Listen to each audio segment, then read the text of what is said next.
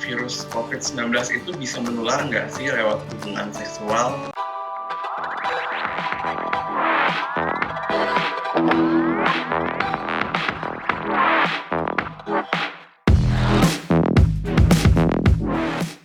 Hai sahabat YKB. Hai sahabat YKB. Suaranya Udah lama banget.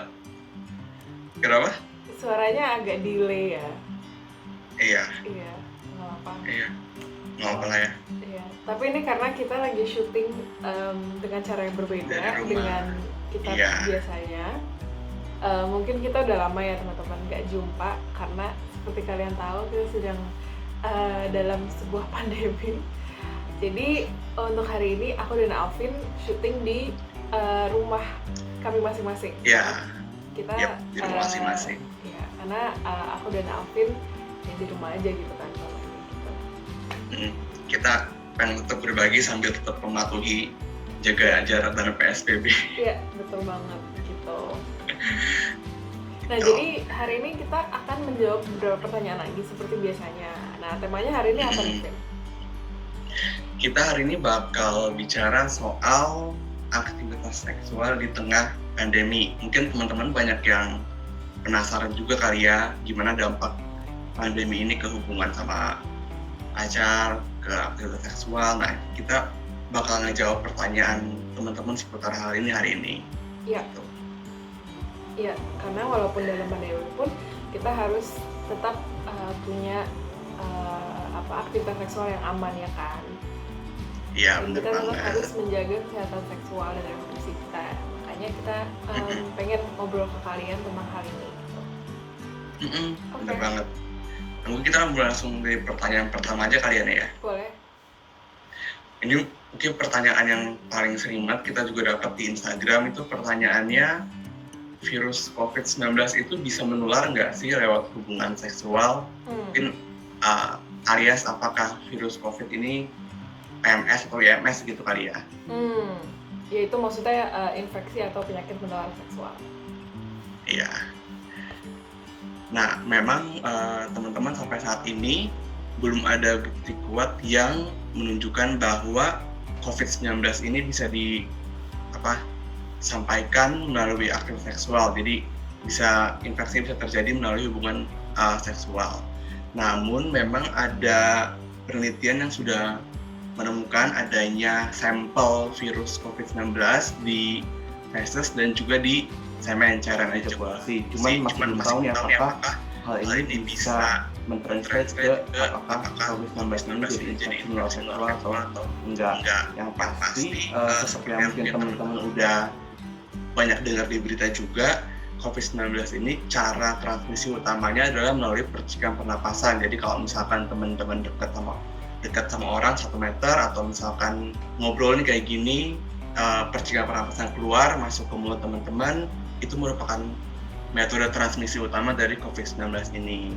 Jadi untuk apakah COVID-19 bisa menular lewat hubungan seksual atau enggak, saat ini sih menurut buktinya masih belum ada tanda-tanda ke arah sana, tapi nggak menutup kemungkinan gitu bahwa bisa jadi di masa depan temukan bahwa ternyata bisa, tapi untuk saat ini belum ada hal-hal yang menunjukkan ke arah bahwa COVID-19 ini merupakan infeksi menular seksual. Ya, walaupun memang kayak yang tadi Alvin bilang ya, karena COVID ini kan menular lewat percikan ketika kalian berdekatan dengan orang lain. Nah, ketika berhubungan seksual itu kan biasanya sih berdekatan ya. Iya, kalau enggak susah juga ya. Karena kalau nggak susah juga gitu ya. Jadi maksudnya dengan berdekatan itu ya pasti ada resiko penularan COVID gitu kan. Kalau misalnya kalian berhubungan seksual dengan pasangan yang mungkin sudah terinfeksi gitu. Jadi harus tetap hati-hati banget ya. Iya, benar. Terus lanjut ke pertanyaan selanjutnya. Gimana? Pertanyaan kedua, ini juga berhubungan sih. Ketika masa pandemi ini boleh nggak berhubungan seksual? Gimana nih, boleh nggak? Boleh, sebenarnya sih kalau boleh atau enggaknya balik lagi ya ke pasangan masing-masing. Dan ini memang sesuatu yang harus kalian diskusikan dengan pasangan kalian. Misalnya kalian punya pasangan Karena memang walaupun seperti yang tadi Alvin bilang masih belum ada bukti yang menunjukkan bahwa COVID ini menular lewat hubungan seksual, si virus COVID ini kan masih bisa menular ketika berdekatan dengan pasangan melalui percikan nafas itu. Apalagi misalnya kalian kayak berciuman dan seterusnya itu. Nah, maka dari itu kan tentunya masih ada resiko penularan tuh. Maka dari itu pertimbangkan baik-baik gitu kalau misalnya mengetahui semua hal itu, apakah kalian tetap mau aktif secara seksual selama pandemi ini. Itu pun dengan misalnya itu dengan pasangan yang kalian tahu ya. Kalau misalnya dengan pasangan yang kalian nggak tahu, itu resikonya lebih tinggi lagi mungkin. Karena kalau misalnya pasangan yang kalian tahu, mungkin kalian tahu misalnya sejarah dia gimana, dia selama ini apakah di rumah aja atau banyak terpapar pergi-pergi ke tempat yang rawan gitu ya. Nah, kalau misalnya kayak gitu kan mungkin resiko dia sebagai orang, misalnya dia nggak ada gejala nih, ya bisa aja dia orang tanpa gejala, terus dia nggak tahu kan kayak dia ternyata adalah carrier virus itu. Jadi kalau kamu berhubungan seksual dengan pasangan yang misalnya kamu nggak tahu, itu sebenarnya lebih beresiko lagi gitu. Misalnya baru ketemu di Tinder gitu ya. Iya. Nah, itu agak rawan ya, karena kita nggak tahu kan sejarah dia gimana gitu. Jadi gitu. Jadi balik lagi ke kamu sama pasangan, sebenarnya pertimbangannya gimana, cuman tetap harus timbang nih resikonya bahwa nggak benar-benar bebas, ada kemungkinan kalau melakukan aktivitas seksual itu bisa menularkan si COVID-19 ini lewat percikan nafas tadi. Ya. Gitu. Okay. Next question. Nah, ini juga berhubungan, kalau misalkan tadi kita bicara soal aktivitas seksualnya langsung kali ya, ini pertanyaan soal aktivitas seksual yang jarak jauh atau nggak langsung. Pertanyaannya adalah kayak virtual sexting, gitu ya, seks virtual. Ya, sexting virtual. Jadi pertanyaannya, sexting atau virtual sex itu aman atau enggak kalau selama pandemi ini? Jadi kalau misalkan kita lihat dalam konteks apakah itu bisa mengeluarkan virus COVID-19 atau enggak, tentu jawabannya jelas enggak, karena kan seperti yang tadi kita udah bilang, COVID-19 ini menularnya lewat percikan nafas, jadi harus ada kontak langsung tidak ke 1 atau sampai 2 meter gitu ya. Nah, kalau kita melakukan sexting atau virtual sex kan kita melakukan dengan orang yang nun jauh di sana, bisa di beda negara, bisa di beda kota, bisa di beda benua. Jadi untuk resiko penularan COVID-19-nya memang tidak ada, jadi dapat dibilang cukup aman. Cuman memang ada resiko lainnya, seperti setiap aktivitas sexting atau virtual sex ini memang ada resiko yang sendiri ya, Nea. Setuju. Nah, apa itu kira-kira resikonya? Sebenarnya kalau misalnya resiko virtual seks itu adalah yang pertama pasti tentang privacy ya, atau kerahasiaan data kalian, gambar kalian gitu. Karena seperti yang kalian tahu, internet itu memang privacy kalian kalau misalnya kalian mengekspos diri di internet itu memang selalu beresiko. Susah dihapus ya?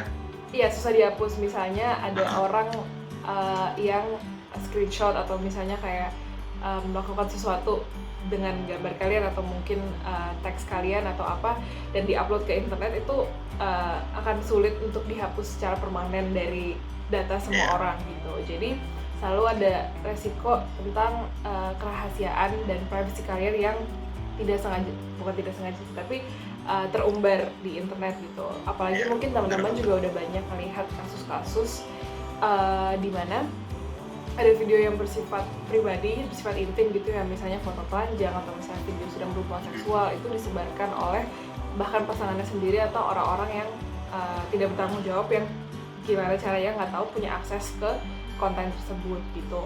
Nah jadi kalau misalnya kalian memang ingin melakukan virtual sex atau misalnya sexting dan seterusnya itu, kalian mendingan sih kalau dari Tabu, kalau kalian memang mau memutuskan untuk melakukan itu, pastikan bahwa kamu melakukannya dengan orang yang benar-benar bisa kamu percaya untuk menjaga kerahasiaan informasi intim yang kamu bagikan. Dan tentunya kamu juga harus bisa menjaga kerahasiaan dan privacy dari pasangan kamu itu. Jangan sampai kamu juga nggak melakukan itu gitu ya. Menyebarkan ya. Iya. Iya. Gitu. Terus jangan lupa walaupun seksnya virtual atau sexting, jangan lupa bahwa konsen itu tetap harus selalu ada. Ya. Jadi ketika kamu melakukan sexting atau melakukan virtual sex, pastikan bahwa kamu dan pasangan sama-sama nyaman melakukannya. Yap. Karena kalau enggak, itu udah masuk ke sexual harassment kalian ya. Iya, karena kalian nggak melakukannya dengan persetujuan penuh dari setiap pihak gitu. Yap. Jadi untuk merangkum, sexting aman, nggak menularkan COVID, tapi ada resikonya yaitu privasi terumbar dan konsen tetap harus penting didapat. Jangan lupa rekam jejak digital itu sulit banget dihilangkan. Iya, bener banget. Iya. Foto-foto aib tuh selalu aja muncul di saat-saat yang tidak diduga. Iya, bener. Karena kayak bisa aja mungkin kontennya udah kalian hapus gitu kan, cuman nggak bisa, kita nggak bisa pungkiri mungkin ada orang yang udah, maksudnya kita nggak bisa pastikan nggak ada orang yang udah screenshot atau apalah. Makanya coba di hack juga kan? Iya, di hack juga. Makanya coba pertimbangkan lagi. Iya, ya dipertimbangkan lah pros and cons-nya apa aja. Iya. Oke. Lanjut ke pertanyaan selanjutnya. Kalau Kalau tetap jaga jarak nih, boleh nggak tetap ngedate sama pacar? Gimana tuh nih? Kalau kita ngedate, kalau dia ngedate tapi tetap jaga jarak gitu sama pacarnya, boleh nggak? Sebenarnya mungkin yang pasti dulu ya. Kalau yang pasti sih kalau sekarang ini tabu menyarankan untuk menghindari dulu pertemuan-pertemuan di tempat umum. Apalagi yang mungkin ada banyak keramaian atau banyak orang lain, itu mending ditunda dulu, maksudnya nggak usah ketemuan di tempat-tempat umum kayak gitu dulu. Kalau misalnya mau temu kangen kan sebenarnya bisa menggunakan video call atau nge-zoom kayak sekarang aku sama Alvin gitu ya. Ya gitu. Udah banyak teknologi canggih yang bisa digunain ya, jadi nggak harus ketemuan secara langsung gitu. Kalau misalkan mau ngobrol sama pasangan. Kalau misalnya mau ke rumah pasangan gitu, misalnya nggak bertemu di tempat yang umum, harus dipastikan juga kan, kayak misalnya semua orang di rumah kamu dan semua orang di rumah dia itu udah aman. Kalau nggak nanti kan kalian bisa beresiko menularkan orang di rumah dia atau di rumah kalian gitu kan. Jadi kalaupun misalnya kalian mau mempertimbangkan hal itu, pastikan juga bahwa kedua rumah kalian itu udah aman. Betul banget. Apalagi kalau misalkan di rumah kalian atau di rumah pasangan kalian ada anak-anak atau misalkan ada orang yang sudah lanjut usia, itu mesti lebih hati-hati lagi karena kedua kelompok usia itu merupakan kelompok usia yang cukup rentan gitu ya terhadap COVID-19 ini. Ya. Jadi kencan secara virtual aja dulu kali ya. Kan sekarang banyak, maksudnya banyak aktivitas juga yang bisa kalian lakukan, kayak misalnya nonton Netflix bareng di Netflix party atau kayak main game online. Main game online. Apa sih Gartic.io ya, yang gambar-gambar itu? Sama house party, ada banyak sih. Iya, house party juga. Oke. Terus pertanyaan terakhir nih kayaknya nih. Hal-hal apa aja sih yang harus diperhatikan kalau misalkan aku dan pasangan ingin berhubungan seksual di saat pandemi? Jadi kalau misalkan mereka udah menimbang-nimbang nih terus memutuskan gue dan pasangan mau, apa aja yang harus diperhatikan sih? Pertama, yang pastikan kamu dan pasangan itu sehat dan gak sakit. Ini udah yang kudu harus mesti diperhatikan. Jadi kalau misalkan pasangan kamu batuk atau misalkan pilek, lebih baik ditunda dulu karena ada kemungkinan pasangan kamu terinfeksi COVID-19 atau kamu yang terinfeksi COVID-19. Nah yang kedua, pastikan seperti yang tadi Neira udah bilang, pastikan kamu melakukan hubungan seksual dengan orang yang kamu kenal baik dan bukan orang asing. Jadi kamu tahu dia pernah kemana aja, apakah dia mempraktekkan cara hidup yang bersih dan cuci tangan setiap hari atau enggak. Jadi kamu tahu benar-benar bahwa pasangan kamu tuh ya relatif aman lah gitu. Yang ketiga adalah menggunakan kontrasepsi. Nah, ini merupakan salah satu fenomena yang menarik banget karena kemarin dari BKKBN sempat men-state bahwa di saat masa pandemi ini ada lebih dari 400.000 kasus kehamilan yang tidak direncanakan, itu diprediksinya. Karena selama pandemi ini pasangan cenderung untuk enggak menggunakan kontrasepsi karena memang akses ke penyedia kontrasepsi kan juga terbatas karena kita nggak boleh sering keluar, jadi mungkin nggak bisa ke apotek untuk membeli kontrasepsi, jadi penggunaannya memang menurun. Maka dari itu dari Tabu sangat menyarankan kalau misalkan kamu dan pasangan memang memutuskan untuk berhubungan seksual, tetap lakukan hubungan seksual tersebut secara aman dengan menggunakan kontrasepsi. Kalau misalkan kalian merasa, aduh gue takut untuk keluar, bisa banget pergunakan jasa antar online yang udah ada di macam-macam aplikasi gitu. Dan yang terakhir, hindari aktivitas seksual yang mungkin beresiko mengeluarkan COVID-19, misalkan ciuman atau misalkan melakukan rimming. Rimming itu seks oral ke anus. Karena kan tadi dibilang bahwa ada virus COVID-19 di feses, maka aktivitas tersebut lebih baik jangan dilakukan gitu. Ada tambahan lagi nggak nih? Mungkin satu lagi kali ya. Tadi kita belum kita belum bahas itu sebenarnya lebih tentang kemarin itu gue sempat baca, gue lupa di mana, tapi dia tulisnya itu adalah kayak dirimu sendiri adalah pasangan seksual teraman yang kamu punya pada saat ini. Bahasa Indonesia agak aneh sih, cuman kalau bahasa Inggris itu kayak you are the safest sexual partner that you have right now gitu. Dan memang bener banget sih. Bener ya. Jadi memang untuk mungkin mengelola dorongan seksual dalam pandemi ini memang ada beberapa opsi. Ada hubungan seksual dengan pasangan, ada seks virtual, tapi ada juga masturbasi gitu kan, yaitu dimana kalian memuaskan dorongan seksualnya sendiri gitu. Nah itu memang dalam konteks ini tuh tergolong paling aman karena itu kan kalian lakukan sendiri tanpa ada pasangan, nggak ada resiko kerahasiaan yang terumbar juga.